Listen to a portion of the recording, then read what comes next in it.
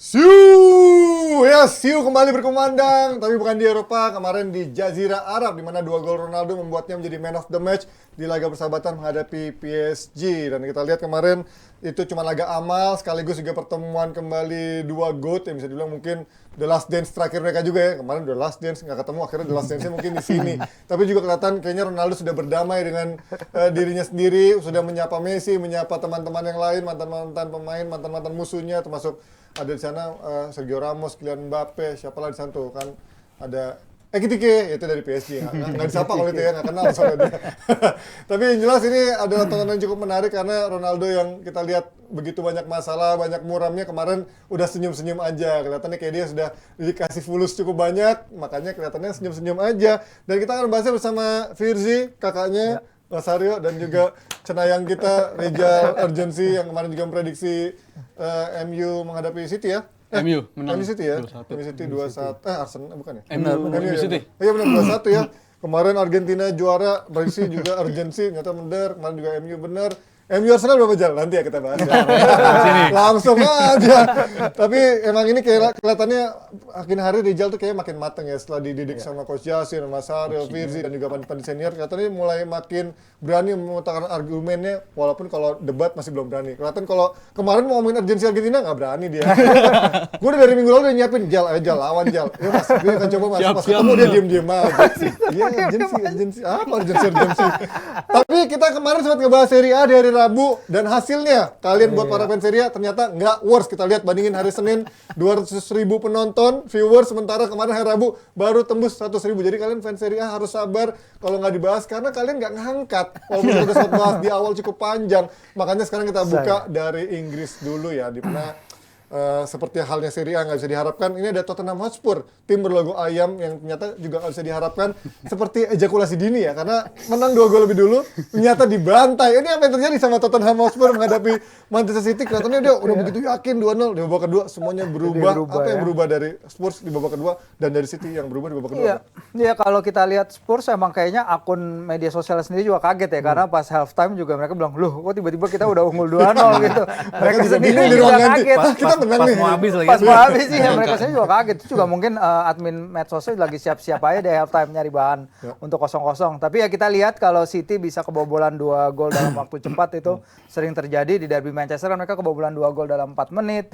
Ketika semifinal UCL lawan Real Madrid mereka kebobolan cepat juga. Di Anfield mereka juga pernah kebobolan 3 gol dalam 9 menit. Jadi emang ini konsisten dengan apa yang dari lewati City dengan di bawah Pep Guardiola, bahwa mereka ada certain lapses di game management yang membuat mereka kebobolan cepat. Tapi kita juga lihat dalam beberapa pertandingan terakhir, terutama ketika melawan Chelsea, babak kedua Pep bisa membuat timnya keluar dari ruang ganti dengan totally different mentality, dengan semangat yang lebih menggebu-gebu. Karena kalau kita lihat, pada babak pertama sebenarnya Spurs juga nggak buat banyak kok, mereka nggak keluar. Bentar, ini Pep ngomong ya, entah kamu udah terdiam selama 5 menit, saya ingin mereka kembali karena kami butuh dukungan lah. Lo nggak tahu selama ini lo cuma buzzernya Ayu Sugigi itu yang ada di Etihad Stadium, makanya kalau lihat rame itu sebenarnya bohongan semua. Ya kalau kata Hanif kan katanya ini semua fansnya Manchester, di kota Manchester tuh katanya fans City semua ya.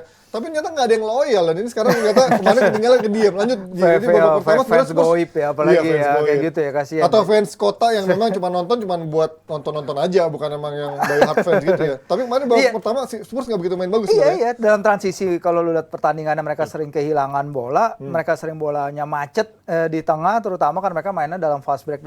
Sebenarnya City bisa berhentiin itu, tapi ya ketika mereka bisa akhirnya mencuri keunggulan, ya toh tadi gue bilang mereka sendiri kaget, tapi at the very least mereka bisa memutar balik dengan sebuah kemenangan yang dominan. Tapi ya memang aneh sebenarnya Pep untuk ngomong kayak gini soal fansnya sendiri, karena sebenarnya nggak banyak pelatih yang bisa survive sebenarnya kalau ngomong soal fans kayak gini. Maka dia bilang kayak mungkin kita terlalu nyaman kali menang 4 gelar dalam 5 musim, dan tapi kali ini gue bilang Pep ya ada maksud tertentu, dan ya kalau ada pelatih yang bisa bertahan dengan ngomongin fansnya sendiri ya pasti Pep lah, karena dengan semua sukses yang dia bawa ya Ji. Ya, kita kalau udah ngomongin dari Firzi harus loncat dulu ke Rizal, karena kalau ngomong ke kakaknya ntar sama-sama aja cara ngomong. Kayak ini nggak berubah nih ngomong nih. Jal, kalau lihat bagaimana sekarang City dalam beberapa pertandingan terakhir kelihatan juga udah mulai banyak celah-celah yang bisa diekspos sama tim lawan. Terlepas dari akhir yang menang, tapi kebobolan 2 gol kan bukan suatu pertanda baik buat tim sekelas City gitu. gue sepakat sama pertanyaannya City lagi drop, dan gue rasa City lagi drop bukan cuma sejak setelah break hajatan bola dunia ya, tapi menjelang hajatan bola dunia juga mereka sebenarnya udah drop. Lawan paling Fulham. konsisten loh ngomong hajatan bola dunia. Padahal udah nggak ada Kalau nggak ada sponsor nggak apa-apa loh. Nggak iya. boleh ya? Aturan FIFA nggak apa-apa. Piala Dunia, Kalau menjelang udah. Piala Dunia, City juga udah mulai drop. Dia menang 2-1 lawan Fulham di Etihad dan kalah lawan Brentford 2-1 di Etihad. Dan setelah Piala Dunia, menangnya lawan Leeds ya, gue mengesampingkan itulah. Tapi nyambung dari Mas Firzi tadi, City udah jadi habit menurut gue. Mereka start, biasanya di musim-musim sebelumnya ketika mereka jadi juara, start mereka tuh cepet biasanya. Mereka bisa dapat gol di babak pertama tuh hampir pasti lewat musim lalu, 2 musim lalu tuh pasti. Tapi untuk musim ini gue lihat mereka slow start dan itu udah jadi habit gitu menurut gue di tim Guardiola sekarang.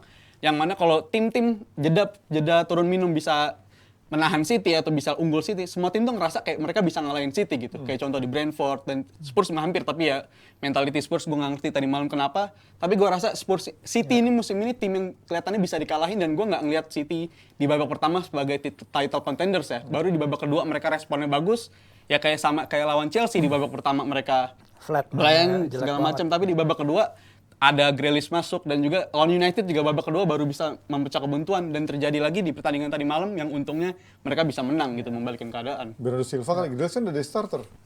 Yang lawan ini. Lawan MU. Iya, Oke. Nah ini kalau kita ngomongin bagaimana, ini pertanyaan paling susah buat Mas Haryo karena paling tua kan.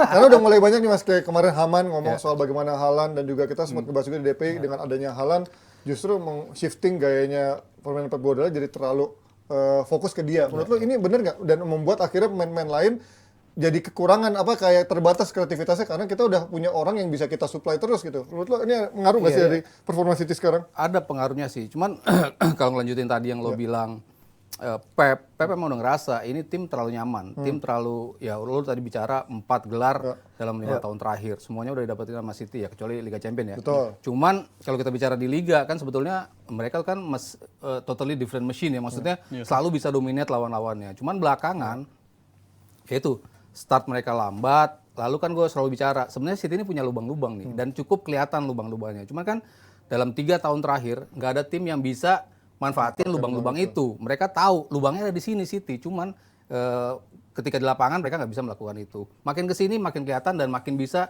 lubang-lubang itu dimanfaatin. Yang kalau gue lihat yang paling sering terjadi adalah ketika mereka di counter. Mereka begitu gampang untuk kebobolan. Ketika dilempar ke belakang back, mereka begitu gampang, terutama lawan Manchester United. Kelihatan banget kan berapa kali mereka diserang lewat bola-bola jauh ke belakang.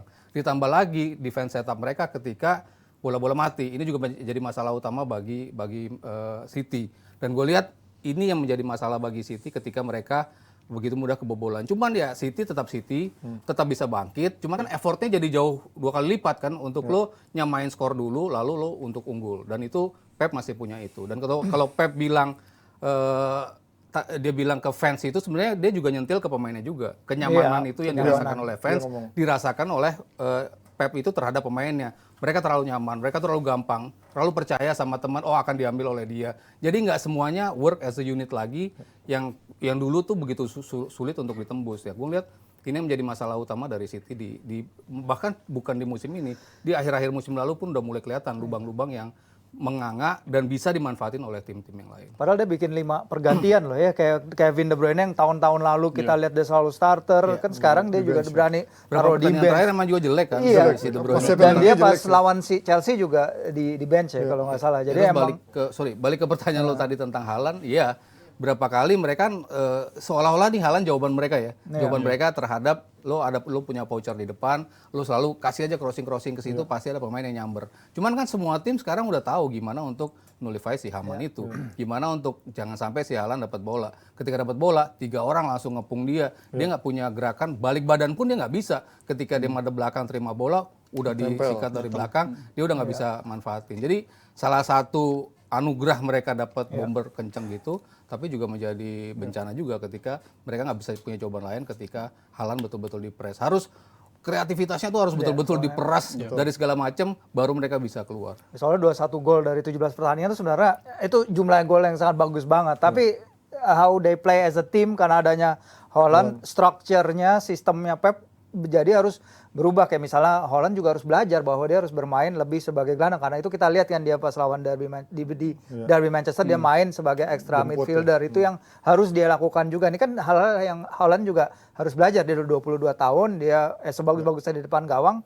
Sistem wise dia juga harus beradaptasi ke sistemnya Guardiola, alih-alih jadi kayak dulu di Barcelona ketika ada Zlatan. Itu kan juga dia nggak masuk ke sistemnya Guardiola. Nah kita lihat mungkin sekarang Holland lebih reseptif, lebih menerima masukan, lebih terima input, lebih mau bekerja keras untuk tim ketimbang mungkin dulu Ibra pada masa-masanya di Barca. Ya sebenarnya mungkin masalahnya juga tuntas ketika Haalandnya juga stuck, yang lain bisa lebih kontributif seperti tahun lalu ya. Mahrez tuh kan kemarin bisa membuktikan, dia kemarin bukti bisa tajam, tapi kan banyak pemain yang kayak Foden masih angin-anginan, kemudian KDB habis Piala Dunia juga angin-anginan, Bernardo Silva pun juga belum begitu bagus. Artinya ketika mereka yang lain selain Haaland bisa kontribusi, artinya problem solve kan, tinggal mereka mempertahankan konsistensinya dan juga mengejar Arsenal. Tapi kalau ngomongin Spurs ini, gimana ngelihat bagaimana Spurs sekarang kelihatannya juga udah makin gak jelas, secara tim udah kelihatannya udah nggak punya soul bermain, Conte-nya juga kelihatannya udah enek ada di Spurs, sementara dia juga kayaknya nggak mungkin perpanjang kontrak yang habis akhir musim ini. Menurut lo, apa yang ditunggu sama manajemen untuk nggak berpisah sama Conte lebih cepat dengan sekarang kondisinya udah terlanjur hancur lah menurut gua sekarang. Menurut gua kalau Spurs dengan Conte ya, menurut gua nggak ada habisnya kalau kita ngomongin soal ganti pelatih untuk sebagai solusi bagi Spurs gitu. Okay. Komposisi pemain ini mayoritas juga nggak bilang gua nggak bilang mayoritas sih ya. Beberapa bagian pemain ini, ada Harry Kane, Son, abis itu Eric Dyer. Eric Dyer. Eric Dyer. Lo nyebut Eric Dyer menurut gue hal yang paling fatal, yang paling dongo sih. Gue lanjutin nih. Pemain-pemain ini juga yang menyebabkan Pochettino cabut. Pemain-pemain ini juga yang menyebabkan Jose Mourinho cabut. Nuno juga nggak bisa berbuat banyak gitu. Jadi kalau siapapun yang mengisi posisi pelatih dari Spurs ini, gue rasa juga akan menemukan masalah yang sama-sama juga yang seperti dihadapi sama Conte. Dan Conte ini kan kalau gue lihat kebalikannya dari Jurgen Klopp justru ya. Klopp mati-matian ngelindungin pemilik ya untuk bisa jaga squad dia begini. Conte justru memanfaatkan pers untuk selalu nyerang, menuntut pemain-pemain baru gitu. Dan yang tuntutan paling besar Conte kalau gue lihat tadi pagi tuh udah nyerang banget ke board ya, dimana dia bilang pengalaman itu sebenarnya bisa dibeli gitu. Pengalaman bisa dibeli dengan harga gitu, dengan uang. Dan gue lihat Conte ini selalu teasing ke boardnya untuk bisa mendatangkan 3 back baru gitu sih. 3 back itu siapa menurut gue nggak perlu lihat jauh-jauh. Conte pengen banget kayaknya bawa 3 back yang bawa Inter juara di musim Inter jadi juara Serie A gitu. Tapi itu nggak bisa dilakuin sama Levy dan menurut gue ini ya bisa jadi masalah yang keulang-ulang lagi. Ujung-ujungnya Conte bisa jadi cabut dan Spurs nggak akan masalahnya bisa selesai dengan solusi pelatih-pelatih lain. Mantep banget ya Skriniar abis kontraknya ya, Bastoni kayaknya juga bisa dibeli dengan harga yang nggak terlalu mahal ya. Bisa, sebenarnya bisa terrealisasi, tapi kita lihat bagaimana apa Levy bisa memberikan yang dimaui oleh Conte. Tapi kalau melihat masih bisa survive nggak Mas di bawah Conte? Apa menurut lo akan bisa better atau menurut lo emang udah habis nih Conte dengan Spursnya? Masih bisa sih, menurut gue dari permainan sebetulnya kan mereka nggak konsisten di 2 babak. Maksudnya di 1 babak mereka bisa tampil bagus. Ketika lawan Arsenal pun di babak kedua menurut gue jauh lebih bagus dibandingkan babak pertama. Blunder-blunder golnya itu kan gue bilang sebagai blunder gitu ya. Mereka kebobolannya si Loris blunder, bola yang ditembak sama Odegaard juga gue rasa harusnya bisa diantisipasi karena nggak ada pemain yang ngalangin, harusnya tuh bisa diantisipate lebih. Dari sisi permainan sebetulnya konsistensi yang menurut gue ya nggak bisa mereka ciptakan selama 90 menit. Mereka hanya tampil bagus di 45 menit. Entah itu 45 menit pertama, entah itu di 40 menit kedua. Konsistensi itu yang gue rasa belum bisa ditemuin sama Conte. Makin kesini makin hilang konsistensi itu. Cuman kalau mereka bisa dapetin konsistensi itu, gue rasa sih majority pemain mereka bisa kok. Sebelumnya mereka ada di 4 besar, mereka pernah ada di 3 besar juga di musim ini juga. Artinya mereka bisa sampai ke level itu. Walaupun kalau sekarang masuk ke 4 besar agak sedikit berat, cuman masih ada kesempatan walaupun kecil menurut gue sih. Dan isu terbaru kan juga ada isunya soal Thomas Tuchel yang ada kemungkinan ke Spurs itu. Menurut lo mungkin Tuchel ke Spurs dan juga bagaimana Tuchel punya track record yang selalu ribut dengan manajemen, ketemu Levy yang juga cukup kepala batu kan. Iya susah makanya kombinasinya. Makanya kalau gue bilang Levy bisa lagi dia emang di persimpangan jalan. Kontrak Conte habis 6 bulan selesai. Dia bisa all in ke Conte karena toh ekosistemnya juga mendukung dengan adanya Paratici, dengan transfer datang banyak dari Serie A. Itu udah dikasih jalan. Levy juga sebenarnya ngasih uang yang relatif lumayan lah dibandingin Nuno Espirito Santo, si Pochettino dia udah kagak dapet duit lolos ke Liga Champions. Itu udah lumayan. Sebenarnya masalahnya kalau on the field problems ya selain lini belakang tadi tentunya di kiper kalau gue bilang karena Loris ya emang udah masanya lah, udah habis lah. Nggak ada pesaing juga gitu kan. Nggak ada persaingan, dia udah lama di posisinya nih kayak the best worst keeper kayak Chesney lah. Chesney kan jago tapi nggak jago gitu loh. Ini jago tapi nggak jago gitu, makanya bingung walaupun menangin Piala Dunia. Dan kalau emang dia bisa dapat long term replacement untuk Loris dan tadi nambah mungkin backbone-nya dibangun ulang di belakang. Kalau emang Levy mau, dia bisa sebenarnya solusinya udah ada di depan. Kalau dia Tuchel kan dia ganti lagi sistemnya, pendekatannya, pemain-pemain yang dia inginkan. Tuchel sama Paratici gimana? Belum lagi sama Levy itu gimana? Triangle di antara mereka seperti apa? Walaupun skemanya mirip sebetulnya bisa ya. Skema 3-4-3 bisa. Oke, dari laga tadi kita bahas Spurs sama City yang sama-sama fansnya juga sama-sama goib karena kita jarang lihat ada fans Spurs bertaburan, apalagi public figure gue kayaknya jarang yang ngefans sama mereka. Kita ke big match yang akan bertanding juga di akhir pekan ini, ada Liverpool menghadapi Chelsea yang Big match papan tengah. Big match papan tengah sementara ya, yang satu tim dengan royal owner-nya yang tinggal tunjuk nanti bingung nih, gue mana ternyata ada kayak anak haram gitu kan, ada anak haram gue gitu kan. Sementara Liverpool begitu pelitnya cuma datengin akhirnya Gakpo, itu pun juga belum cukup dengan karena dia yang dibutuhkan oleh sekarang gelandang dan juga pelapis back. Sekarang ngomongin duel antara Liverpool sama Chelsea yang lagi sama-sama hancur. Lebih hancur mana menurut lo? Mau dari sisi internalnya maupun dari performance di atas lapangan? Iya, kalau kita lihat nih duel dua tim yang musim lalu sebenarnya finish peringkat kedua dan ketiga ya di Premier League ya. Mereka juga lolos ke dua kompetisi domestik, final Piala Liga, final Piala FA. Musim lalu keduanya sekarang nih mereka secara kolektif musim lalu hanya kalah 8 laga loh. Sepanjang musim Liverpool 2, si Chelsea 6. Sekarang mereka kalau nggak salah udah kalah 13 pertandingan.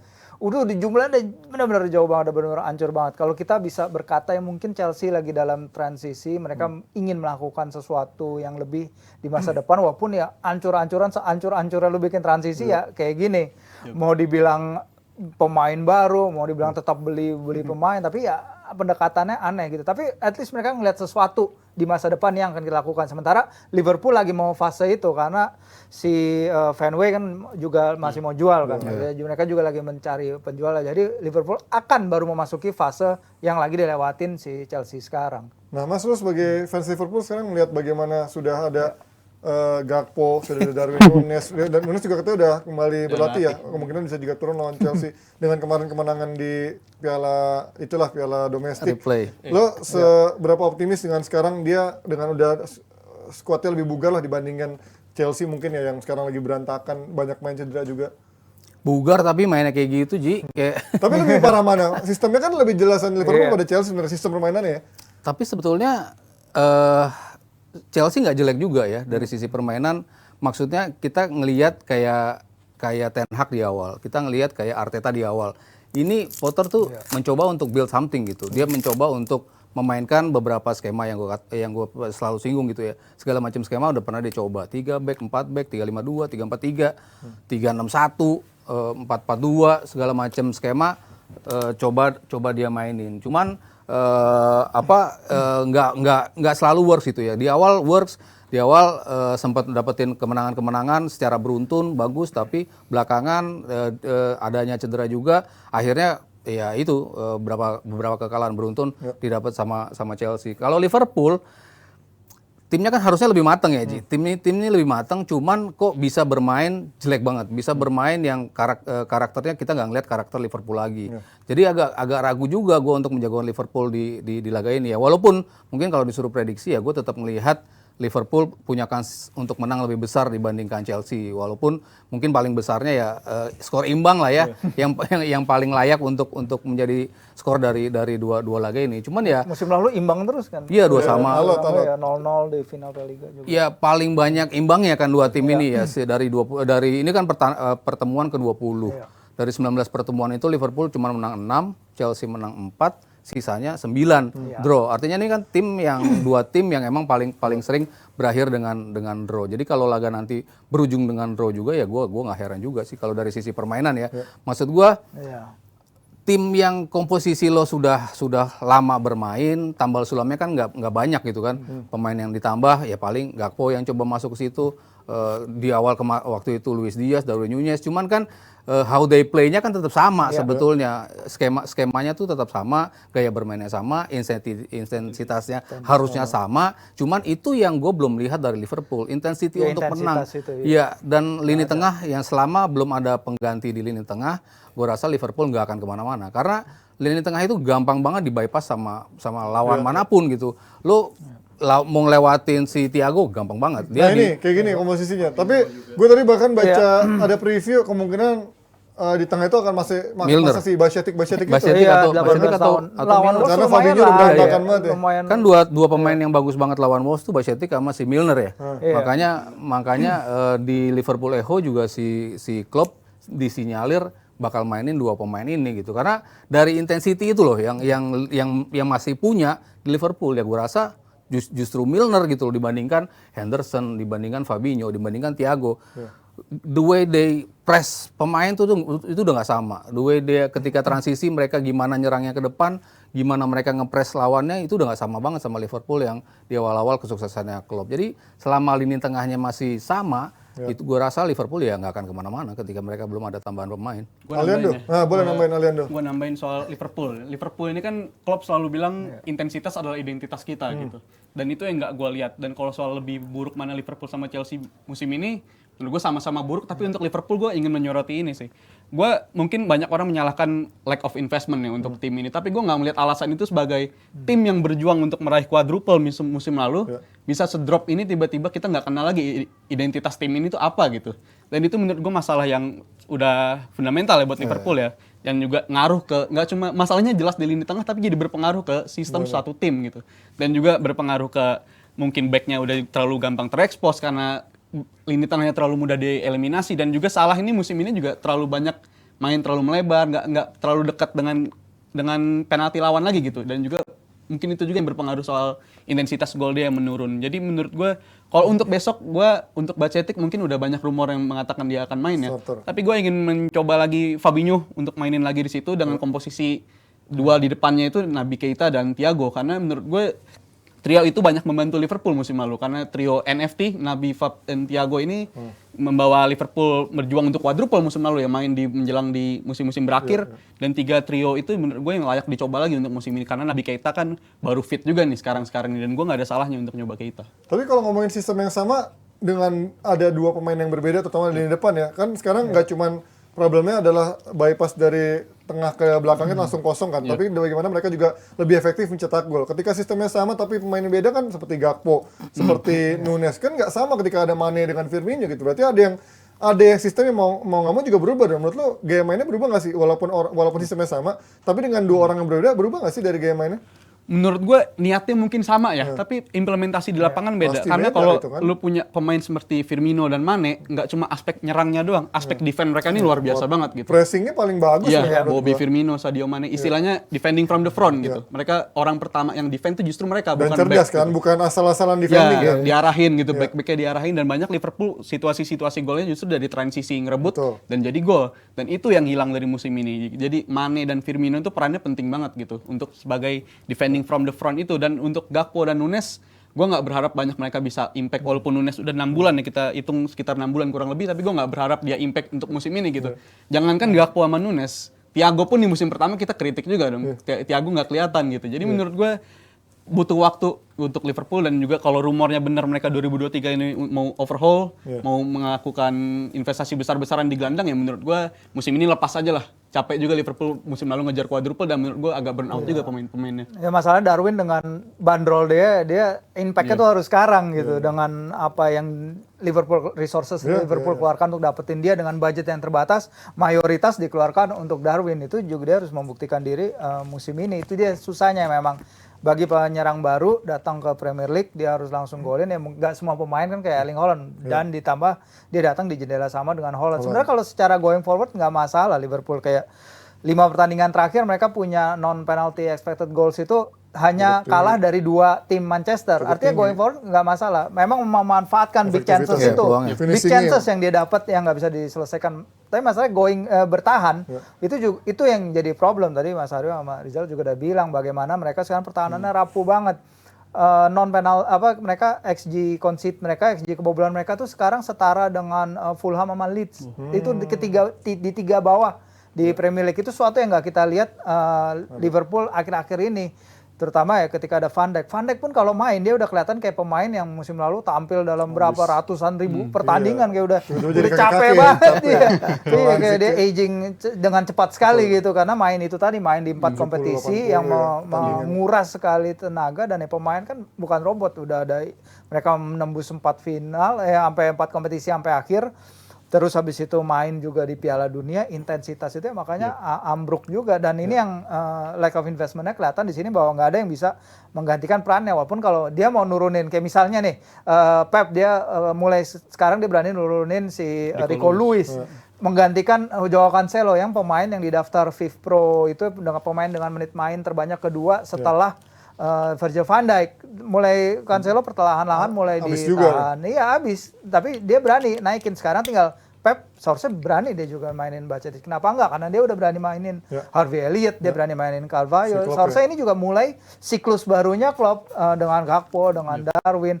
Kenapa nggak tengahnya dia kurang berani? Kenapa tengahnya ya dia masih balik ke nama-nama kayak Fabinho, kayak Milner pun bahkan lawan Man United awal musim ini dia jadi box to box midfielder.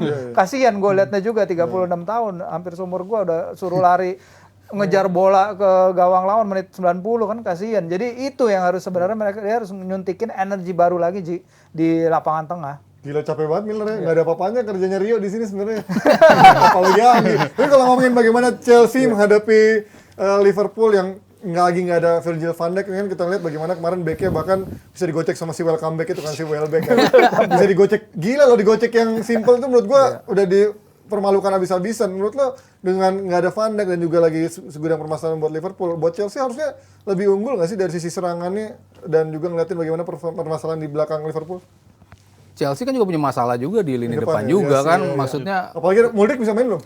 Seharusnya sih udah Iya, kalau lo berharap sama Havertz sebagai goal getter lo kan ya juga berarti kan masalah juga gitu loh, sebuah tim berharap pada bukan striker murni gitu. Aubameyang udah makin menepi gitu kan, makin gak dapat kepercayaan. Sementara kalau gue lihat untuk menjadi orang nomor 9 gue tetap lebih ngarahnya ke Aubameyang karena insting dia untuk mencetak golnya itu lebih besar gitu dibandingkan si siapa Havertz gitu. Ya pemilihan siapa ya yang menjadi duet center back bagi Liverpool? Kalau gue ngeliat sih Konate sama si Matip. Ya udahlah, maksudnya udah pilihan yang siapa lagi gitu. Nat Phillips.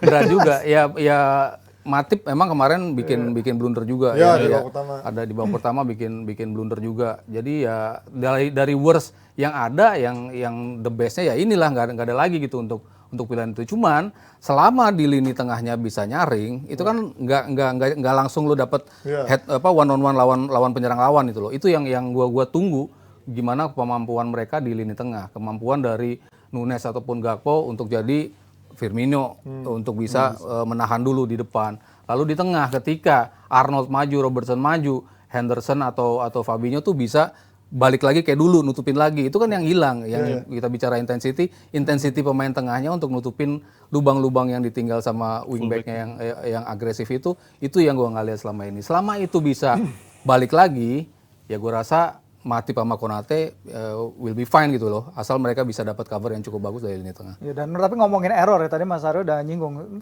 Tim Liverpool musim ini banyak banget errornya. Sebenarnya kalau lihat Gomez sempat error, yang Crystal Palace, si Alisson kemarin error, Matip error.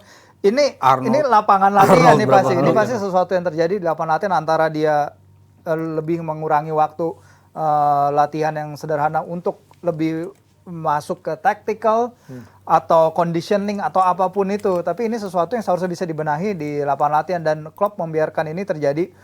Keren banget itunya. Ada ngambang-ngambang dikit ya. Konten kreator banget. Udah kemarin semprot-semprot di sini. Apa Anda nyamuk? Baygon ternyata. Iya, jadi gitu sebenarnya. Ini errornya ini yang Liverpool yang harus di-cut juga selain tadi kurangnya energi dan kurangnya konsentrasi atau mungkin itu the part of kurang energi, kurangnya konsentrasi jadinya error, bahkan Alisson pun mulai sekarang error juga. Itu yang harus di-cut sih sebenarnya. Nah, ini Chelsea udah segitu banyak pembelian hampir 450 juta pounds, datengin lagi Madueke ya. Bagaimana ini pemain yang juga masih belum begitu matang. Apakah ini salah satu bentuk investasi jangka panjang? Mengingat dia baru datengin direktur yang dari Monaco dan juga pernah di Leipzig ya, Pak Salzburg ya. Banyak main-main yang kita nggak tahu kan, si David Fofana, terus ada si siapa Madueke. Ini siapa lagi Maudeke? Kayak nama orang ini Indonesia Timur. Madueke. Terus ada lagi si Benoit Bashdiele dan pemain-pemain lain yang menurut gua ini siapa pemain udah dibeli? Apakah emang ini buat investasi jangka panjang ketika mereka sekarang justru lagi hancur-hancuran? Kan prioritas sekarang ngangkat yang lagi hancur-hancuran. Ya, gue pernah bilang juga di Jebret ini ya, kalau lewat bully ini menurut gue Chelsea akan, kita yang udah terbiasa ngelihat Chelsea transfer pembelian kebijakan transfer beli pemain-pemain jadi, mungkin bersama Boehly akan beli pemain-pemain yang lebih memanfaatkan Moneyball gitu, walaupun harga-harganya tetap gila-gila juga. Dan itu udah terbukti dari bursa transfer sebelumnya di mana mereka mendatangkan Chukwuemeka. Dan itu menurut gue, jadi gue pernah bilang kita akan terbiasa melihat Chelsea beli pemain kayak begini nih. Dan kalau yang gue lihat di bursa transfer sekarang dengan masifnya pemain-pemain yang datang, apa yang biasanya tim-tim lain lakukan selama 2 atau 3 bursa transfer untuk melakukan perombakan, Boehly ini pengen ngelakuin hanya dengan waktu singkat aja gitu. Melakukan transisi squad sesingkat-singkatnya dan juga memberi, mungkin ini ada campur tangan Potter juga pemain-pemain seperti ini didatengin. Jadi menurut gua kan kalau yang musim bursa transfer sebelumnya kan Potter nggak punya andil gitu untuk pendatangan pemain-pemain tersebut. Mungkin yang sekarang ini ada campur tangan Potter, dan ini menarik juga. Walaupun ini menarik, jelas juga pressure akan balik lagi ke Potter gitu. Karena ini udah ada pemain-pemain, kita investasinya udah banyak, ya bisa jadi make or break untuk Potter untuk datangin pemain seperti ini menurut gue. Noni Madueke, nama ibunya Noni. Terus waktu itu pas lagi ngelahirin dia ngeliat madu siapa nih? Madueke. Nah, tapi kalau ngomongin, kan dulu juga ini kan sebenarnya era beli pemain-pemain aneh gitu ya. Sementara kita sebenarnya dari era Roman tahu dia beli banyak pemain yang juga sebenarnya nggak begitu terkenal kan, Piazon, Pasalic, terus juga Marco Marin yang baru naik. Akhirnya kan dibuang sana sini juga. Apakah ini akan nasibnya seperti itu juga, Mas? Karena sebenarnya polisi kayak gini udah lama, bedanya mungkin sekarang akan jadi tim utama dulu dibandingkan yang pemain Chelsea. Cuman kan dulu dibarengi dengan pembelian juga. Jadi emang mereka tuh emang di usia muda kan diambilnya kan, Piazon muda, Marin juga waktu itu masih muda. Jadi kan dites apakah mereka capable untuk masuk ke squad inti apa enggak, ternyata enggak, ya udah akhirnya kan dipinjemin terus kan sepanjang karirnya, ada jadi pemain pinjaman doang gitu. Kalau gue sih ngeliat Chelsea ya, maksudnya this is the moment di mana mereka tuh harus mulai ngelihat Potter tuh kayak Arteta gitu. Lu dikasih kesempatan. Kalaupun kita terbiasa ngelihat Chelsea kan instant impact terus ya. Pelatihnya tuh dituntut untuk langsung bisa mengubah situasi, Makanya ketika gua datang Potter, gue termasuk nggak setuju karena yang dituju apa nih? Instant impact kan, bukan Potter nih orangnya nih. Cuman kalau mereka investment panjang, oke, this is the guy, memang bisa. Tapi lu nggak expect mereka akan cepat bisa berubah dengan begitu cepat. Makanya ketika pemain-pemain yang tadi baru-baru itu datang, kita nggak tahu namanya, tapi secara statistik mereka bagus, ya mungkin mereka emang lihat long termnya. Jadi kalau di musim ini ya harapannya ya mungkin mereka baru akan berapa kali main gitu. Harapannya tetap ada pemain-pemain yang udah lama merumput di Liga Champion, mungkin targetnya yang paling realistis di situ, karena kita tahu historically mereka juga bagus di Liga Champion. Sementara untuk di Liga, ya gue nggak ngelihat mereka akan bisa bounce back untuk balik lagi ke 4 besar.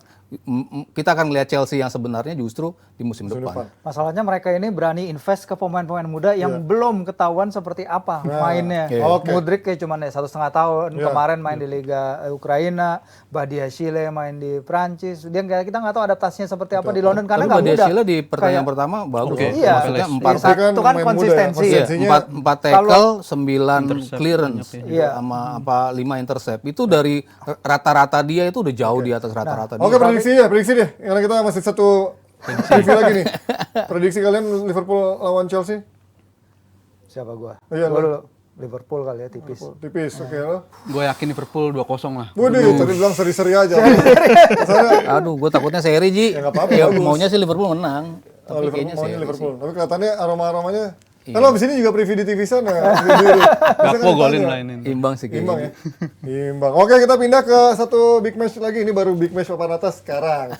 Ya, kan antara Sombong. MU menghadapi Arsenal, di mana MU justru kemarin ketahan dan kelihatan kemarin ketika kartu kuning Casemiro membuat langsung semuanya berubah, wajahnya dari Bruno, dari Ten Hag, mukanya langsung pada panik semua karena kita tahu begitu pentingnya Casemiro. Seberapa krusial kehilangan seorang Casemiro buat MU menghadapi Arsenal, walaupun katanya di pertemuan pertama nggak ada Casemiro, Fir. Iya, nggak ada Casemiro kan tetap menang. Tapi kan kalau itu gue sebagai fans MU bilang mainnya bagusan Arsenal di pertemuan pertama. Ya MU iya, cuma menang beruntung doang. sampai sebenarnya. habis itu Arteta bikin pergantian yang lucu itu Iya, kan. iya. Jadi yang tadi mereka hampir ngejar keadaan terus malah ditambah mereka kalah dalam transisi dan lain-lain. Ya senang sih sebenarnya kalau lihat Arsenal sama MU balik lagi kayak duel dulu yang ya. memperebutkan Ini gelar baru kan seru kayak ya. era Wenger, kayak era Sir Alex gitu. Selama ini kan kita lihatnya Liverpool, Man City terus. Tapi sekarang memberikan warna baru ke tim dan kita lihat dalam pertandingan kemarin. Oke, Ten Hag akhirnya menurunkan tim yang kuat. Ya Casemiro tadi lu bilang bahkan tinggal 10 menit lagi ya sebenarnya ya. Dia timnya lagi unggul 1-0 dalam posisi menguntungkan. Palace juga nggak terlalu banyak mengancam pada fase itu. Kenapa nggak dia tarik? Cuman ya udah dia bilang ya itu sudah terjadi. Dia punya alasannya sendiri kenapa dia memainkan Casemiro dan pemain-pemain yang lain sampai Dan minimal di pada babak fase kedua itu. harusnya ada pergantian yang ketika tahu dia pertandingan makin intens, di mana mereka mulai banyak buang peluang dan permainan makin keras. Harusnya Ten Hag berpikir lebih cepat kalau memang dia mau hitung-hitungan lawan Arsenal gitu kan. Tapi ternyata enggak, dan bahkan Rashford pun kemarin main jelek walaupun dia menciptakan kontribusi di gol pertama. Tapi dia justru bikin banyak error termasuk Bruno di babak kedua. Menurut lo kemarin kesalahan siapa di Palace kehilangan poin itu? Menurut gue kesalahan kolektif untuk United ya. Karena kenapa? Mungkin menurut gue kalau mereka jeda turun minum skornya 0-0, mereka bisa menang. Karena mindset pemain dan pelatih setelah turun minum skor 1-0 mungkin mindsetnya berubah gitu. Mereka lebih milih untuk mempertahankan keunggulan. Dan menurut gue kemarin agak flexing juga ya. Ten Hag gak ganti pemain itu kayak pengen ngasih message ke semua tim kalau gue nih pesaing juara loh. Gue bisa menang dengan cara mempertahankan keunggulan, gak cuma ngejar pertandingan doang. Dan itu menurut gue harus dibayar mahal. Tapi apakah mereka bisa jadi tetap title contenders? Menurut gue masih bisa. Kenapa gue bilang begitu buat United? Gini, City dan Arsenal ini kan belum ketemu kan 2 kali. Dan kalau masing-masing mereka ketemu pasti ada yang dropping point. City menang 2 kali.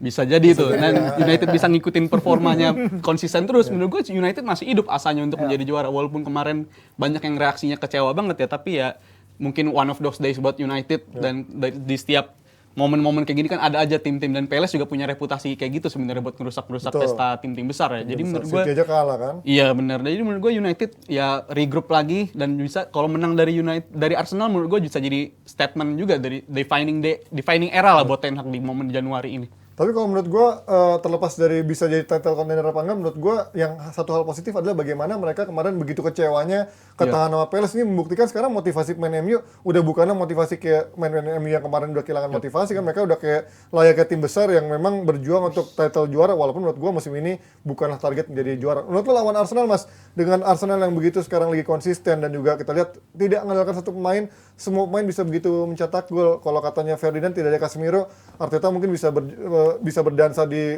living roomnya sambil menikmati bagaimana nanti weekend Arsenal akan lebih mendominasi pertandingan. Menurut lo akan seperti apa? Mungkin on paper kayak gitu ya. Maksudnya kita ngelihat Casemiro di United, orang ekspektasinya kan langsung tinggi. Lu nggak ada Casemiro hancur. jauh. Udah jelas di beberapa pertandingan kelihatan gimana sentralnya peran Casemiro. Cuman kan di awal-awal Casemiro juga nggak langsung menjadi kayak gitu. Butuh 4-5 pertandingan Butuh banyak pertandingan untuk menjadi itu. Bahkan nggak ada yang balik lagi, nggak ada Casemiro, mereka tetap bisa menang. How they play gue rasa itu yang lebih penting gitu. Dan Ten Hag gue rasa punya cukup amunisi untuk bisa melakukan itu. Dia pemain yang gaya mainnya gue nggak bisa tebak gitu. Maksudnya lu bisa nyerang dari mana aja, lu bisa ngasilin gol dari mana aja, lu bisa manfaatin pemainnya yang mencetak gol yang beda-beda gitu. Dan gue rasa kalau mereka mungkin akan didominate oleh Arsenal gitu. Cuman bagaimana mereka melakukan transisi, nah itu yang gue rasa kesempatan itu yang bisa dimanfaatin oleh Ten Hag. Mereka punya pemain-pemain cepat, larinya kenceng-kenceng, si Rashford terutama. Ya Anthony juga bisa delay bola cukup bagus, wingbacknya cukup bagus untuk melakukan transisi untuk serangan. Jadi gue rasa kesempatan untuk menang tetap ada, Ji. Maksudnya mereka akan didominate, cuman gaya pendekatannya akan berbeda. Bukan lagi United yang punya gelandang tengah yang tangguh di diri Casemiro, tapi mereka akan mengubah gaya permainan dengan mengandalkan serangan-serangan dari pemain-pemain yang punya kecepatan tinggi. Bahaya juga kalau ngeliat formasi kayak gini. Menurut lo ini mendingan mereka pakai Fred Eriksen seperti ini atau pakai McFred kayak di awal? Kombinasi berantakan itu. Gue tetap Fred sama Eriksen sih. Oke. Gue tetap ngeliat Fred sama Eriksen. Mungkin nanti di babak kedua Eriksen diganti sama McTominay. Tergantung energinya Eriksen seberapa kuat Iya, dia iya. bertahan Iya. kan. Dia karena biasanya kan begitu kan, begitu masuk. Arsenal ada waktu Iya. waktu persiapan Iya, lebih iya. lama, itu dia sih. Ya kalau Eriksen sama Fred, ya mereka punya kemampuan untuk mengatur ritme. Di Eriksennya mereka punya kemampuan untuk melakukan itu. Dengan gak adanya Casemiro, otomatis Eriksen kan biasanya kan dia ngambil posisinya Anthony. Maksudnya perannya Anthony, Bruno digeser, Eriksen ke tengah. Mereka punya pemain yang lebih kreatif di depan. Di tengahnya punya pemain yang berantem. Tapi di sini dia butuh pemain-pemain yang lebih cepat justru untuk melakukan transition itu. Dan itu gue rasa bisa dimanfaatin oleh United. MU kemarin sempat ada polemik ya, kelihatan bagaimana Bruno sama Anthony ada dikatain puta ya. Udah mulai ada rusuh-rusuh juga. Anthony anak baru 100 juta, belum begitu banyak kontribusi, udah berani ngatain Bruno puta. Kalau tahu cari aja googling setidaknya. Nah, ini ngomongin Arsenal sedikit, bagaimana sekarang trio MSN-nya dengan bukan Messi, Suarez, Neymar ya, tapi Martinelli, Saka sama Nketiah. So far mereka menunjukkan bisa bergantian mencetak gol. Artinya ini sebuah mereka nggak terlalu urgent untuk mencari striker karena yang dicari ujungnya winger lagi dan baru dapat si Trossard itu kan. Berarti sekarang urgensinya mereka apa sih? Bukan striker atau winger yang justru menjadi kebutuhan dari untuk jangka panjangnya? Iya, ketika mereka ngambil Gapsus kan harapannya gol. Ya. Ternyata dia bisa involve lebih dari memberikan gol. Pergerakan dia itu kan yang justru lebih mahal yang dibandingkan hanya jumlah golnya. Dengan permainan seperti itu, justru banyak pemain-pemain yang justru bisa mencetak gol di luar dari Gabriel Jesus-nya. Nketiah bisa melakukan itu juga gitu, bahkan dia punya kecepatan yang lebih. Jadi gue rasa dengan sistem yang dibikin sama Arteta, udah masuk musim keempat, siapapun pemainnya, ini kan udah ngikutin sistem aja gitu. Gaya permainannya, lu nggak ada Gapsus, ya tetap aja si Martinelli atau si Nketiah bisa mainin peran itu. Bagus ya Arteta berarti bisa moles Iya, orang-orang peran di wing dengan kombinasi operan-operan di antara wing kiri maupun di wing kanan, mereka nusuk lewat tengah, semuanya jalan. Jadi personelnya diganti pun gua rasa nggak akan masalah. Nah ini Trossard akhirnya datang gantiin Modric dengan harga cuma 27. Ini it's a good deal banget gak sih? Ini kan pemain walaupun sekarang punya masalah sama Zerbi, tapi di Premier League ketika ngambil striker pemain yang sangar gitu ya dan eksplosif gitu kan. Iya, 116 penampilan dari 4 musim di Premier League, harganya 21 plus 6, jadi 21 dulu baru 6-nya add-on sih. Jadi itu lebih worth it gue bilang ketimbang datangin Modric yang dengan harga segitu relatif unknown ya. Trossard buktiin diri dia udah bisa mencetak gol lawan tim-tim papan atas, dia hat-trick di Anfield, bahkan jumlah gol dia di Anfield musim ini lebih banyak dari Mohamed Salah. Mohamed Salah baru 2 gol, si Trossard ada 3 gol di Anfield. Dan dia juga punya working relationship dengan asisten manajernya si Arteta. Jadi si Albert Stuivenberg itu, si ex asistennya Louis van Gaal di Man United tuh pernah kerja sama dia tahun 2017 di Genk. Jadi udah kenal lah ibaratnya. Mereka emang ngegeng ya? Geng. Iya, karena pernah main di geng, ngegeng gitu jadinya. Kamu masuk dong kayak kita waktu di geng gitu. Akhirnya ada kenalan itu, membuat dia akhirnya lebih yakin di bawah Arteta. Iya, dia lebih yakin dengan harga yang itu tadi relatif cheap untuk orang yang udah punya pengalaman di Premier League. Dan ini adalah transfer yang menurut gua menguntungkan bagi kedua pihak ya, bagi Brighton juga karena dia udah nggak omongan sama pelatihnya mau diapain. De Zerbi juga keras, nggak bakal bisa kok. Sementara kemampuan Trossard bermain di lebih dari satu posisi karena kita ingat dia bisa bermain sebagai wingback, dia bisa bermain di kanan, dia bisa bermain di kiri, bahkan main di tengah pun dia jadi starter berapa kali, kalau nggak salah 3 kali bagi Belgia di Piala Dunia. Pemain yang matang usia 28 tahun akan melengkapi lini depan Arsenal yang menurut gue ya oke, Nketiah bisa main sebagai depan, tapi ketika Nketiah main, Martinelli sebenarnya yang kurang maksimal karena Gabjes itu biasanya dia membantu ruang ya membantu ruang di kiri, membuka ruang, dia main wide untuk membantu Martinelli main lebih ke sentral. Dan dengan adanya Trossard yang mungkin lebih matang dalam pengambilan posisi, dalam mengolah bola, sirkulasi bola di transisi menyerang, itu pasti akan menjadi tambahan yang dia oke. big game player kan. Ya, Lawan tim-tim City, gede. Chelsea, Liverpool, lawan tim kecil tapi susah. Iya. Ya, justru sekarang prediksi aja deh, kita prediksi MU Arsenal di game nanti. Menurut gue masih menang Arsenal ya, apalagi kalau Kurang bisa ajar kamu. Oh, bisa tapi mengeksploitasi. urgensi belakangan bahaya nih prediksinya nih. Arsenal menurut gue Odegaard bisa ngelanjutin form dia belakangan ini dan ternyata dia punya shoot dari jarak jauh yang oke banget juga ternyata ya. Yang gue jarang lihat tapi dia bisa ngelakuin itu dan ketika lawan lu adalah lini tengahnya Fred atau Eriksen menurut gue itu kayak expose banget, bisa buat cutback, bisa buat apa. Jadi Berapa skornya? 2-0, 2-1. Ajar kamu. Gizi. Seri dah. Seri ya. 2-2 dah. Yang namanya Ben Newcastle lebih bahagia ya. biar aman Newcastle ya. Mas Aryo? Imbang dengan gol. Imbang dengan gol. Dengan gol. Gue yakin. Apa tuh? MU menang tipis. Amin. Ya itu dia prediksi dari kita. Sekarang kita mau ikutan Sio? Enggak. Sio ini Sio. Kasih ruang buat Sio mau duduk di tengah. Siap. Oh di sini. Gue pikir mau di Ngisi tengah. samping. Oh iya. Iya. Ada Sio gimana Sio? Lihat Liverpool Bisa. lagi carut marut. Lu prediksi? Ya nyangkutnya itu di sini. Ketiban. Di belakang. Nah itu. Nah, gitu Nah, gue pegang. tegur Abrar. Kenapa? Karena untuk end of an era itu, gua rasa pertandingan tadi pagi harus lebih dihargai untuk diomongin di episode kali ini. Kenapa? Bang? Messi sama Ronaldo. Oh iya. Ya, jadi tadi kan gua melihat belum terlalu dibahas. Iya. Sementara apa yang kalian bicarakan hari ini itu semua kalah dengan semua sosmed tentang Messi dan Ronaldo tadi malam. Jadi untuk meningkatkan performa episode kali ini juga gua rasa itu perlu dibahas oleh orang-orang yang langsung melihat bagaimana dua orang itu dan apa makna pertandingan tadi malam menurut gua. Karena kalau lihat dari apa yang terjadi tadi malam, contoh kecil, anak gua umur 8 tahun udah nunggu pertandingan itu dari seminggu yang lalu. Udah ngomong sama gua, udah tahu tayang di mana, jam berapa, pakai alarm. Tadi malam akhirnya gua bela-belain untuk nonton, terus kemudian dia ketiduran. Dia ketiduran, setiap gol gua bangunin. Sampai akhirnya pertandingannya selesai. Dia baru pas pertandingan selesai gua bangunin dia baru seger. Mau nonton yuk gitu. Tahu-taunya kalah. Nangis sampai jam 4. Aduh, kasihan. Maknanya menurut gua adalah bahwa memang pertandingan ini masih banyak yang menantikan dan masih banyak yang menunggu dan Maksudnya ketika Ronaldo kalah. itu sih gua senang. Dia Enggak, anak lo nangis apa? dia mau lihat Messi lawan Ronaldo karena kan nggak kesampean ya kan dari Piala Dunia juga nggak kesampean. Dan kalau lihat kemarin bagi gue itu eksebisi yang nggak jadi kayak eksebisi. Komentatornya kan juga bilang kan emosi Jadi ada beneran. lebih serius itu.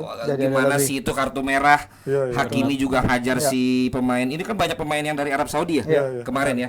Kemudian kalaupun itu disetting, menurut gue juga setting yang sangat sempurna. Messi golin duluan, tapi kemudian Ronaldo ngegolin, terus kemudian Neymar dapat penalti, tapi dia kagak masuk.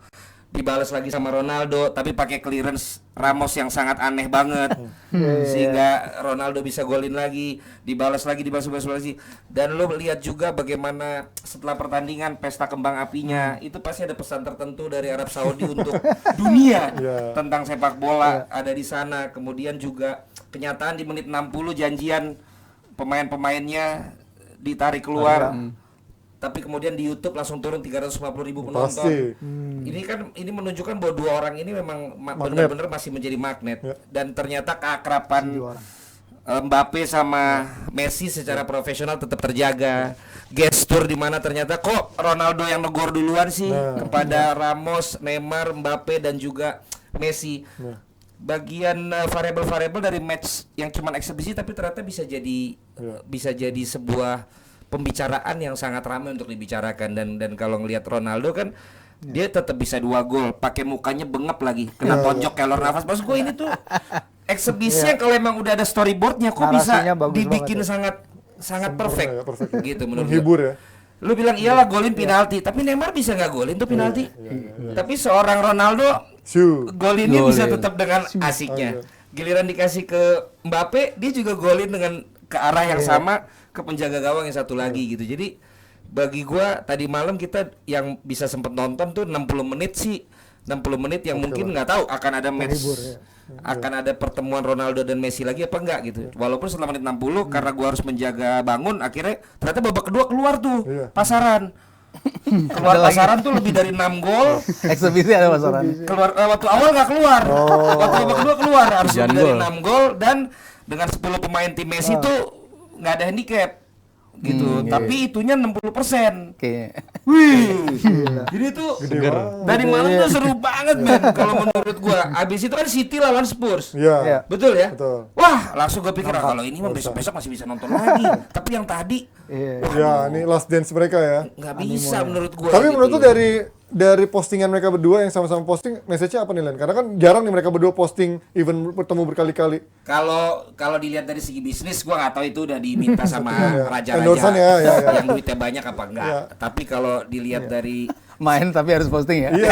kan pasti ada. Iya, iya. Sepaket itu bandingnya. Soalnya waktu Ronaldo diganti 60, kok tiba-tiba Iya, si PSG juga ganti semua gitu loh. Menit 60 ganti anak bocah siapa mainnya kocak ini apaan sih main kayak begini.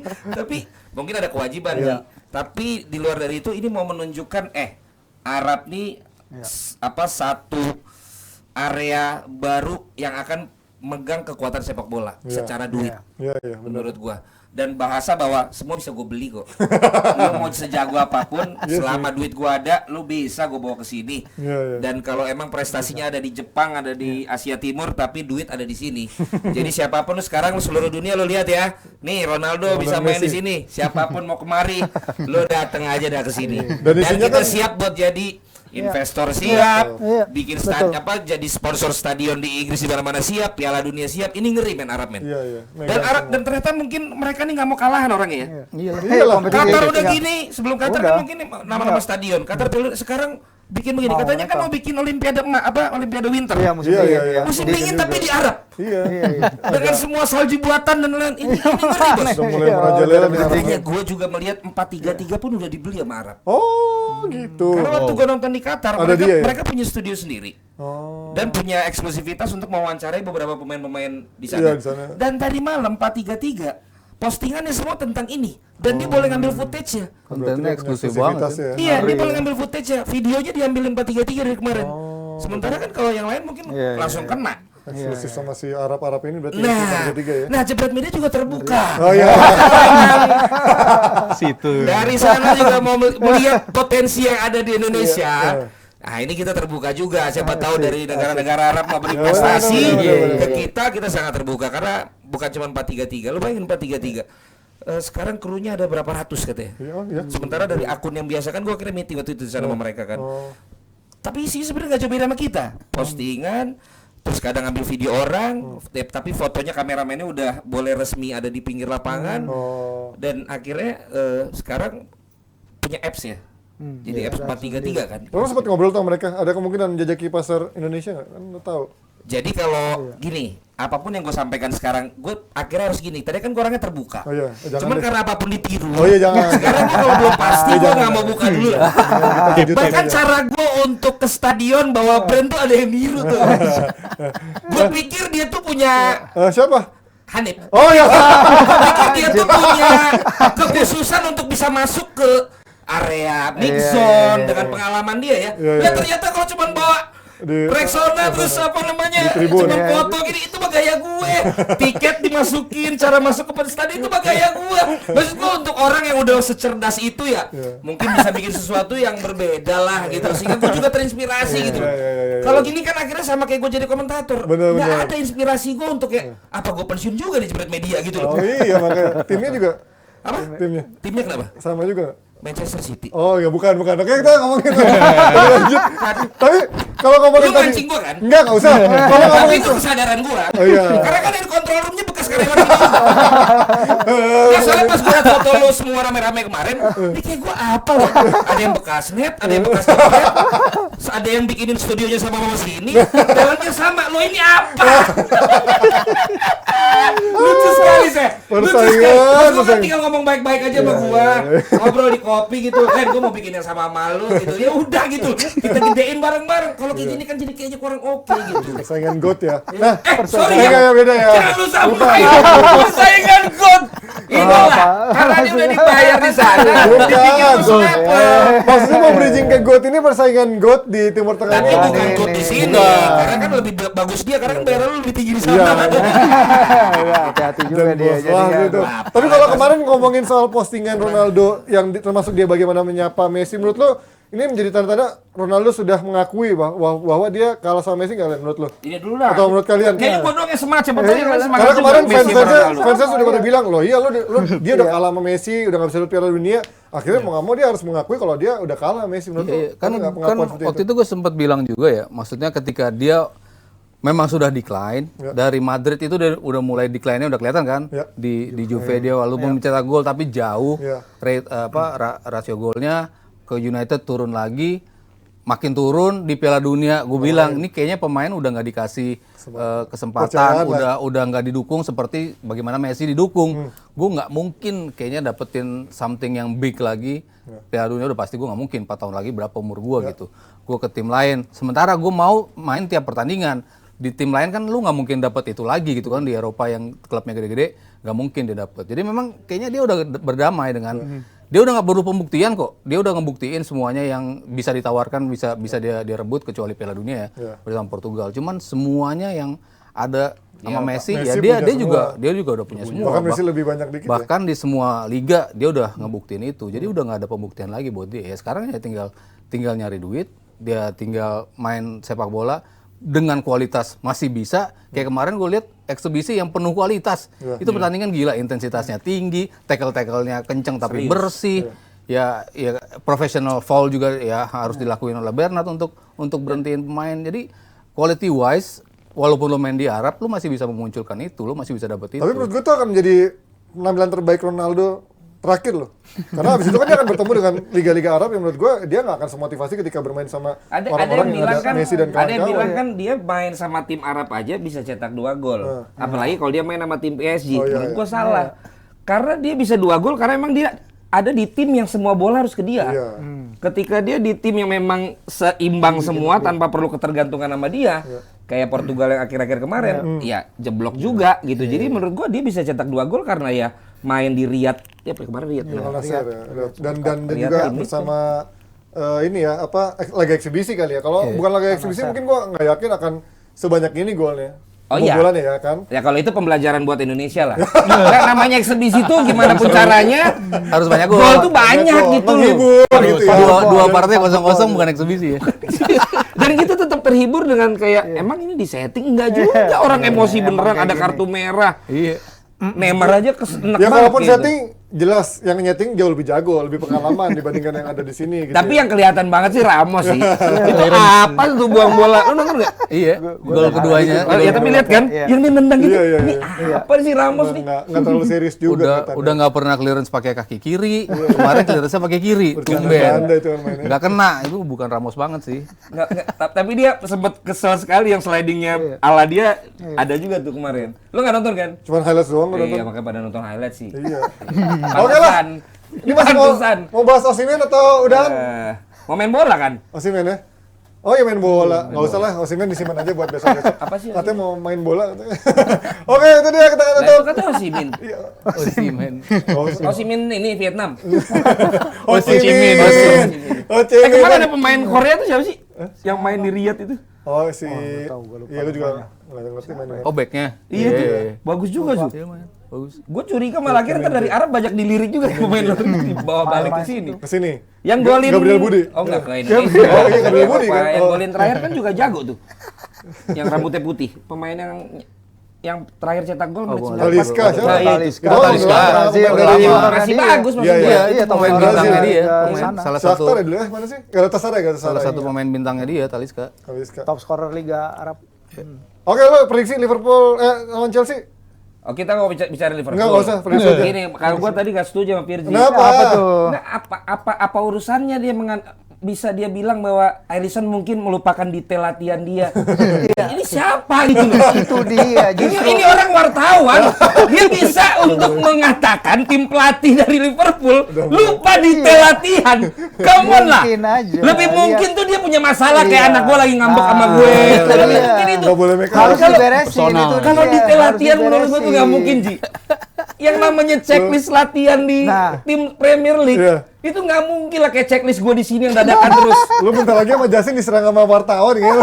Berkali-kali menyerang Kenapa wartawan. nggak nyerang? Maksud gua, lah dia kan basicnya Iya, wartawan. iya, iya. Kenapa dia nggak ngomongin data? Kenapa dia ngomongin mungkin Kemungkinan. ada kelupaan Iya. detail latihan? Bukan kelupaan Apa karena ini kan udah banyak waktu mereka tanding dengan banyaknya intensitas pertandingan, jadi waktu-waktu yang seharusnya mereka pakai di latihan untuk basic stuff akhirnya nggak Berarti kan ini dilakukan. sering dia sering lihat say given soalnya. Saya Newcastle kan. Saya gimana paling blunder Sama dulu. ini, Saka Hislop. Nggak, karena kalau lo perhatiin dari awal, Alisson tuh bagi gue juga bukan kiper yang safe. Oh iya, malah Dia risky. dia bukan si Bravo ya dulu ya, Bukan yang Neuer. emang selalu jago main Iya. dari bawah. Berapa kali Dulu dia? awalnya emang blunder mulu. Nah.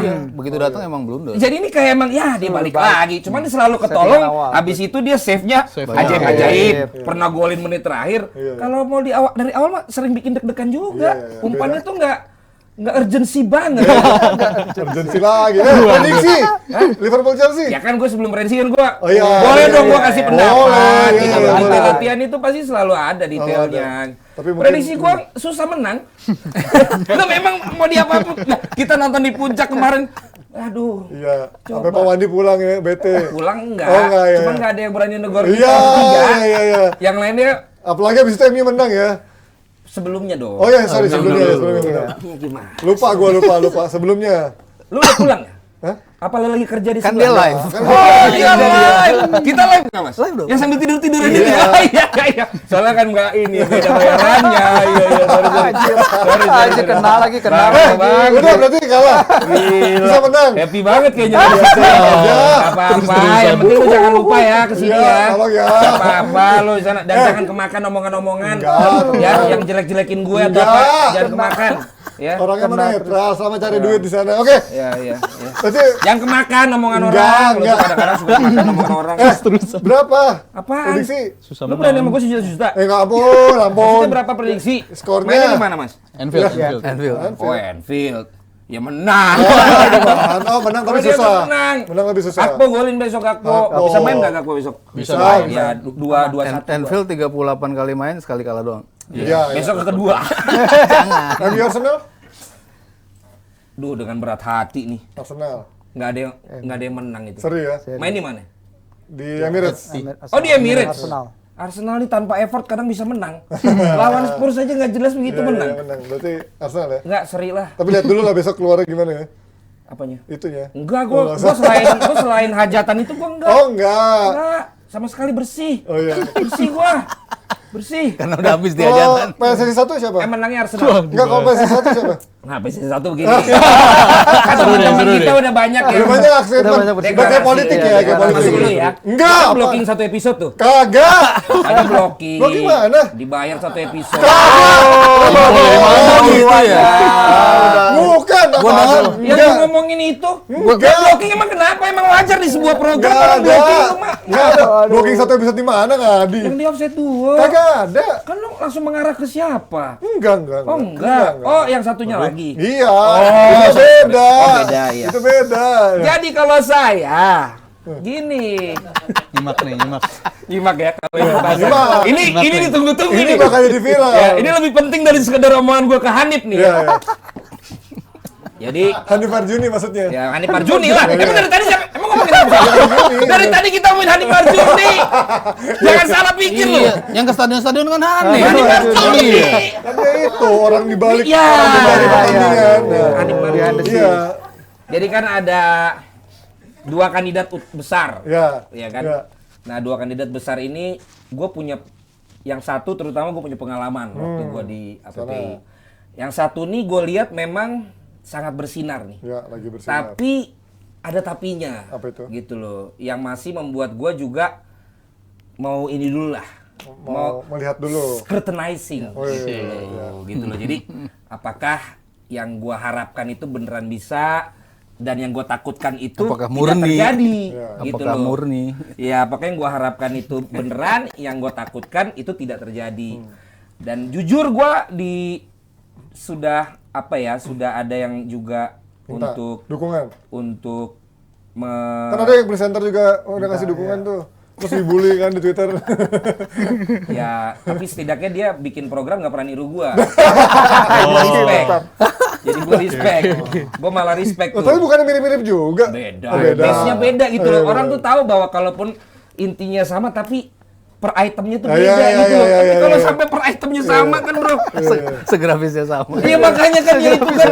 Gua kan mewakili yang pada gerah nih. Iya. Kepada Hanif Marjuni. Ya, iya. Jadi gua belum bisa memutuskan. Belum bisa ya, masuk Tapi udah dulu. tapi gini, tapi yang jelas ada yang memang gua taruh harapan itu kepada siapa ada. Oh, ada ya. Walaupun lo masih membutuhkan yang lama apa yang baru tapi? Orang lama apa orang baru? Kalau gue prinsip dari awal, gue lebih Baru. setuju Pak Iwan Bule menyelesaikan dulu untuk menebus yang dianggap ataupun memang menjadi kekurangan atau kesalahan dia dulu. Daripada langsung kemudian yang seperti gue duga sekarang, ramenya kan masalah kongresnya. Iya. Ramenya masalah ketua umumnya. Waktu itu gue kan gue bilang, lebih baik sambil proses ini berlangsung, disitulah Pak Iwan Bule sampai masa jabatannya mencoba menebus. Sehingga di akhir jabatannya dia bisa nggak memperbaiki dari apa yang terjadi. Ternyata kan akhirnya seperti gue duga. KLB-nya yang rame, pemilihannya yang rame. Yang penting jangan lupakan kanjuran ini belum selesai. Betul. Dan penanganan supaya itu tidak terjadi lagi apa yang harus dijanjikan. Kalau itu yang difokuskan oleh ketua umum ini menurut gue, itu akan menjadi respect buat semua masyarakat, bukan cuma buat para voters, untuk abis itu ngomongin tentang penyakit kita yang itu-itu lagi sebenarnya. Jadi nggak usah ngomong ke penyakit yang lama lah. Mending yang ada dulu ini difokuskan gitu. Dan mudah-mudahan yang harapan gue itu kepada orang tersebut, nanti suatu waktu gue bisa menyatakan dengan lantang gitu loh, bahwa gue memang mendukung gitu. Tapi sementara ini kita ini aja Masih ada waktu lah ya.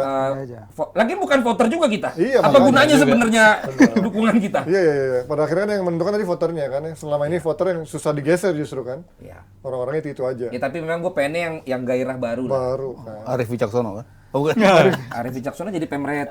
Nah itu Aiman. Aiman itu MNC. Aiman dong. Kalau lu sendiri gimana? Saya dukung yang baru juga. Karena yang lain kan saya udah pernah lihat. Kalau ini kan Kan yang baru tuh siapa? Kalau gue kan emang gue belum ini. ya kalau gue jujur sih dari nama yang ada yang gue pengen lihat Erto. Erto, kalau lu Dibandingin nama-nama yang lain yang ada di harapan itu ada di calon, situ. Iya. ya harapannya sih emang Dengan dia. kombinasi Ratu Tisha ya menurut gue. Lu nanti aja kuliah lu belum beres. Kelarin dulu Makanya makanya. lu sampai nggak lulus.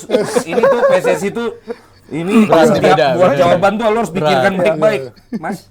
Erto. Oh.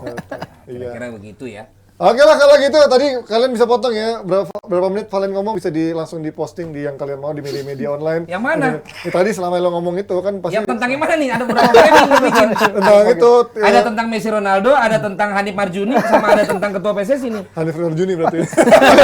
Karena Hanif Marjuni sering memberikan pesan-pesan dari orang dalam, ya kan? Orang dalam kan dia kan? Suka ngasih bocoran-bocoran kan? Orang dalam klub. Oke, itu dia. Apa Tapi lagi? apapun itu adalah opini. Betul. Jebret media tidak dan belum dan Betul. gua tidak dan belum mengeluarkan statement apapun. Betul. Yang Opini penting personal. KLB-nya lancar, Ya. ketua umum terpilih, Pasti. kita harapkan yang Terbaik. lebih baik dari yang sebelum-sebelumnya. Dan memberikan sepak bola yang Respect lebih buat baik. Pak Iwan Bule juga yang sudah stepping down dan memberikan waktu ketika dia jadi ketum dan mudah-mudahan yang menggantikan Bapak akan lebih baik dan tolong Pak siapapun terpilih apalagi kalau yang baru pembisiknya itu harus benar Nah, itu yang paling penting justru kan. dan jangan ada politik balas budinya Oke. ketika karena lu nih gue jadi kepilih udah kalau emang mau beres Mau bersihin sepak beresin bola ya. kalau emang nyali ya benar-benar Sekalian. nyali gitu loh jangan nanggung-nanggung gitu jangan sampai akhirnya yang gua takutkan ya gitu Akhirnya lagi. balas budi juga. Karena gue Voter-voter udah lagi. mengalami saat gue di PPI sampai sekarang dan gue berhubungan langsung itu ada sekitar 4 ketum Oke. dan 4 atau 3 menpora. Ya. Dan gue bolak-balik ke kantor ketum dan ke kantor menpora. Dan gue tahu Orang-orangnya. orang-orangnya bagaimana menghadapinya tuh kayak tipe-tipe seperti apa. Itu gue pernah mengalami gitu.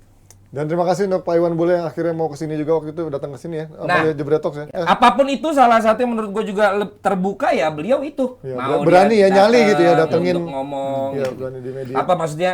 Nggak menghindari. Maksudnya bukan sosok yang tertutup. menakutkan, Iya, iya. bukan sosok yang arogan gitu loh. Dia sosok yang ternyata dia mau datang kemari Iya, iya. gitu, kasih jersey. Oh iya iya. Ya kan, Artinya- yang gua kagak dapet jersinya. gitu. Emang Ya ada- oke ada itu yang dia. dapet? bisa dipotong langsung ya omongan-omongan Valen. Nggak buat juga kalian. dong, Oh, kenapa iya. lu nganjurin dipotong sih? Menurut Rodot Valen Simanjuntak, dia belum mendukung siapapun tapi pengen yang arah baru. Itu nanti bisa dipotong tuh di media-media lain. Oh, benar, lu benar. Lu pasti dititipin ya? Enggak. Kayak lu mancing gua nanya ini. Kagak. Kan lu yang ngomong. Nih, titipin Lu sama Gary. dititipin Pange ya? Sama Gary. Pange yang ketua acara kemarin ya? Bukan. Pange ketua acara Friends kemarin. Oke, kita tutup deh hari ini. Bukan. Itu cuman beda itunya doang. Iya. Tulisannya Friends. beda. Lu jangan bilang friends dong. Ya kan mereka semua friends kan? Oh iya. Ya kan Mas Pange gua lu Coach Justin. dititipin dia ya untuk gua Enggak. dipancing ngomong gini. Tadi Gary nitipin tanya Mas soal PSSI 1 gitu parah banget Gary. Oke, kita tutup hari ini DPI. Thank you Vio memberikan masukan-masukannya dan juga bocoran-bocoran tentang PSSI 1. Jadi Messi atau Ronaldo? Messi lah udah. Oke. Mas Aryo, thank you. Messi Ronaldo. Messi lah dia dia. mau dijawab. Messi Ronaldo. Messi. Oke, Messi. Messi Ronaldo. Messi. Messi semua. Oke, dan sekaligus tutup kita pada malam hari ini. Thank you semuanya. Sampai ketemu di Senin besok. Happy weekend. Senin libur. Hah? Kan libur. Tapi kita tetap masuk. Enggak libur. Cuti bersama. Libur. Kagak. Ih. Kantor bini gua masuk. Libur, itu lu Libur. demo aja. Libur. Libur nasional. Net. Nasional. Kan TV. Oh iya, oke, sampai ketemu. Bye-bye. Jangan lupa saksikan Offside Duo. Ditunggu Lambe Turah, Valen.